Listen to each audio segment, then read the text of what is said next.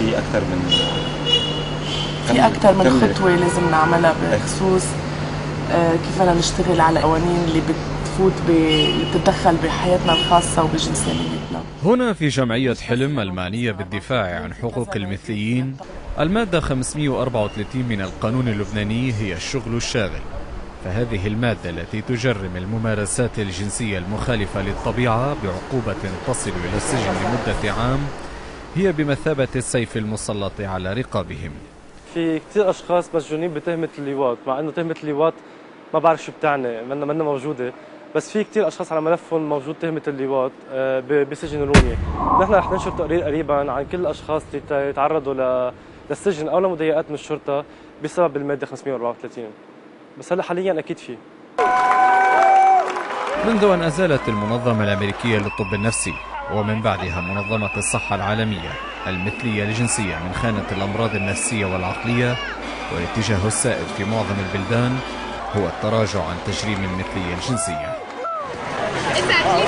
الهند هي آخر البلدان التي التحقت بركب المجتمعات التي ترى في الخيارات المثلية خيارات طبيعية، بعد أن قامت المحكمة العليا في نيودلهي عام 2009 بإزالة الأحكام التي تجرم المثلية من دون أن تسمح بزواج أو ارتباط المثليين ببعضهم البعض، كما هو حال معظم البلدان الأوروبية وكندا والبرازيل والأرجنتين وبعض الولايات في الولايات المتحدة الأمريكية. أما البلدان التي لا تزال ترى في المثلية الجنسية فعلا جرميا فتتركز بشكل شبه كامل في إفريقيا والشرق الأوسط، عقوبات تتراوح ما بين الإعدام والسجن مدى الحياة والسجن مرحليا. في لبنان الذي وقع على الميثاق العالمي لحقوق الإنسان والعضو في منظمة الصحة العالمية، هناك المادة 534 وهي مادة ثمة قراءات عديدة لها، فكيف يقرأها الأمن اللبناني؟ شوف، أكثر شيء اللي عم نلاقيه نحن خلافا للطبيعة اللي بنسميه اللواط. اللواط يعني وقت بيكون في رجل عم بيمارس مع ولد، يعني قاصر، بيكون بيضحك عليه، بيغريه، يعني هيدي أكثر شيء عم نشوفها حالات، وعندنا توقيفات ما لنا قدام الإحصائيات تقول لك قد ايه، بس في حالات وهيدي هي. أما حالات مثليين يتوقفوا رجال مع بعضهم، لهلا بعتقد ما عندنا حالات ما عندنا حالات توقيف، ونسوان مع بعضهم نفس الموضوع، يعني ما في، لانه الاثبات صعب فيها. في منهم بيبيعوا اجسادهم كمان، الشباب مش بس البنات، بيروح بيبيع جسده وبيقبض مصاري وبيوقف على الطريق كمان.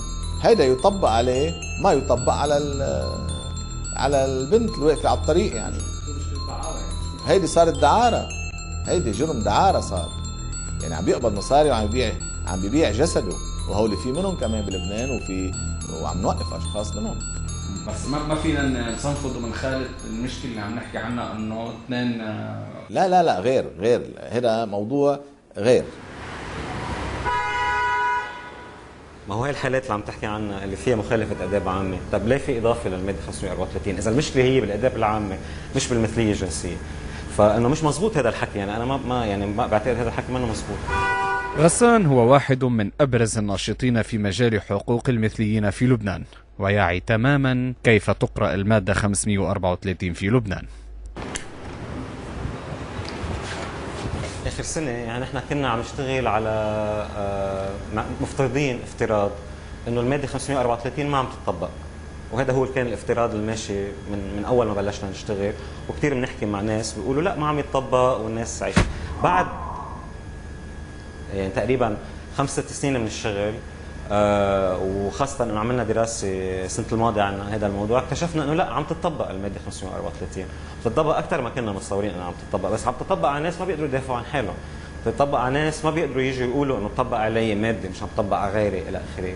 وحده من القصص الاساسية اللي بتصير بال 534 انه الناس بتجرب تضبضبها، في ناس عم تنلقط من بيتها، في ناس عم تتسلم، يعني مش بس اللي علاقة بالاداب، يعني اللي عم ينعمل هذا الشيء، عم يصير في شكاوى، يعني وانا يعني بقترح انه شوف الدراسه تبع صغيه على هذا الموضوع. على الحقوق السياسيه. العثور على محام يشرح لك قانونية المثلية في لبنان من عدمها ليس مهمة سهلة، حتى لو كان نزار صغي نفسه الذي أعد الدراسة القانونية لجمعية حلم. لذا اكتفينا بمحاضرة ألقاها في ندوة مفتوحة دعت إليها الجمعية. مثلا من الأسئلة اللي طرحناها، هل يا ترى بتطبق على الهوية أو المال؟ هون ما في ولا حكم بيجي بيقول أنه هيدا مثلي وبالتالي بحاكمه، ولكن لقيت عدد من الملاحقات يلي هي بتفترض نوعا ما أنه تأخذ بعين الاعتبار هيدا المال، سواء طلع الحكم بالآخر ولا بس النيابة العامة ادعت. فمثلا في إحدى الحالات اللي مرت معي، هي امرأة ادعت على ابنها يلي هو راشد بأنه يتشبه بالنساء، وبالتالي اعتبرت أنه هو لكن يفترض أنه عم بيقوم بهيدي الأعمال، وما جابت ولا دليل، ما في ولا دليل بالملف. رغم هيدا هالادعاء تم إحالته فورا للطبيب الشرعي، وتم فحصه بالطريقة يلي هي الفحص ببعض الشرج وإلى آخره أماكن من جسده، وتم الادعاء عليه قدام القاضي.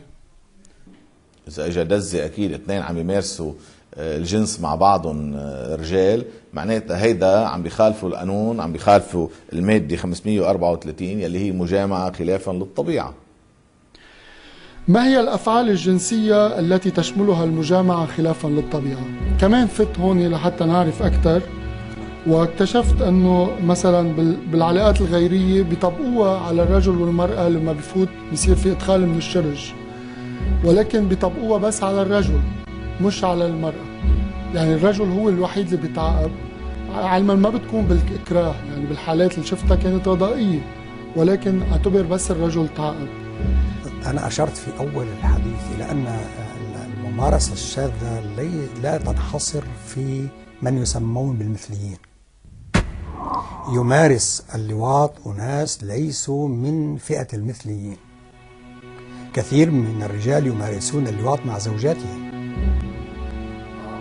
فهذه الممارسة موجودة في المجتمع، ليست محصورة في الذين يقال عنهم إنهم مثليون. هون بنرجع كمان لنوع ثاني من السؤال، شو اساس التشريعات بلبنان؟ التشريعات اذا هي دينيه، لكن خلينا نمنع كل اماكن السهر بلبنان لانه هي تخالف الدين الاسلامي مثلا. يعني ما فينا نقول انه قانون معين نلتزم فيه لانه ديني وقانون ثاني نلتزم فيه. بدنا نتفق شو اساس التشريعات بلبنان؟ اذا التشريعات دينيه ونحن دوله اسلاميه او دوله مسيحيه مسيطر عليها الكنيسه المسيحيه، ساعتها بنحكي بدناش نفتح هون. انما هلا اللي عم نشوفه نحن عم بيكتروا، حتى وصلوا لمرحله انه عملوا جمعيه لهم، جمعيه حلم يمكن بتسمع فيها، وهالجمعيه لها مركز ومعروفه ونيه، وهيدي تقدمت بطلب حسب ما عرفنا وعملنا دراسه عنها، تقدموا لطلب لوزاره الداخليه كعلم وخبر، بس طبعا ما عطوهم العلم والخبر، لهلا ما اخذوا علم وخبر، انما تصرفاتهم ومعلوماتك اللي بتجي عن تصرفاتهم هيدي بتضل ضمن اطار المعلومات. مثل ما بتجيك معلومات عن نساء بيتعاطون الدعارة السرية، كمان المعلومات ما بتكفي بهالموضوع هذا، بدك الاثباتات. اكيد الدولة ما بتحاسبك على رأيك، ما حدا يحاسب على رأيه. يعني انا هلا بعرف فلان رئيس جمعيه، بروح بجيبه بحطه بالحبس، بعمل محضر فيه وبحطه بالحبس. طيب حطيته بالحبس، راح على النيابه العامه، شو بيعملوا فيه بالنيابه العامه؟ شو الجرم اللي مرتكبه؟ ما في جرم. إذن للمثليين جمعية، ولكنهم أيضا في الطابق الأمني الخاص بالدعارة والمخدرات، وهي معادلة تضع مجتمعا كاملا في الغرف السوداء. فبعيدا عن تحريات الأمن والأهل والمجتمع، دائما هناك مخارج للمثليين، والإنترنت أبرز هذه المخارج، ولكنه ليس بالضرورة أفضلها. اول تجربه جنسيه هي كانت حوالي السنه. مثل ما كانوا بيعملوا اكثريه المثليين عبر الانترنت، عبر الفيسبوك، في كمان يمكن ويب سايتات اخرى. عبر الفيسبوك في شبكه بتكون خاصه للمثليين بلبنان، وبيقدر الواحد يتعرف على مثليين اخرين. يمكن بعمر 17 واحد بيكون حاسس انه عم تقطع كذا شغله قدامه بالفلومه، حتى بيسمع من رفقاته انه عالم خاضت التجربه الجنسيه، وانا حسيت حالي انه انا بدي خوض التجربه الجنسيه، بدي اوصل لهالتجربه. وصلت لفتره حتى انه بدي اعمل علاقه جنسيه مع رجل وخلص، بدي اعمل علاقه جنسيه مع رجل مين ما كان. فمن هون صارت يعني تعرف عن الموقع الالكتروني، وتلاقينا وصارت العلاقه الجنسيه. هلا اول شاب هون بدي اوضح انه اول شاب انا نمت معه كان هو ما بعرف، يعني ما سالته عن شو هي ميول الجنسيه، اذا كان مزدوج الميول بايسكشوال او مثل جنس او حتى يمكن MSM رجل ينام مع رجل. بس حسيته انه مثلا ما بيرغب، ما بده يبوسني مثلا، لانه بيعتبر انه هذا الشيء بس للبنات، يمكن هو مزدوج الجنس او يمكن هو بس رجل بينام مع رجال، بس بنفس الوقت بيقدر يكون بعلاقه عاطفيه مع بنت. تجوز هو كان مصاحب؟ صرح لي وقال لي وقتها انه هو مصاحب بنت. ولا مره كان معي علاقه جنسيه مع شاب مزوج، ولكن اكيد يعني نسمعها انه شغله كثير نسبتها كثير عاليه. هو بس انت كنت قاصر بوقتك، من عمرك 17 سنه. مزبوط، كنت قاصر، كان عمري 17 سنه، بس بنفس الوقت كان في يمكن الرغبه الجنسيه اللي دفعتنا. بس انه هو يعني بيتحمل مسؤوليه. ايه لا، انا صراحه انا عمري 17 سنه قبل ما اعمل العلاقه.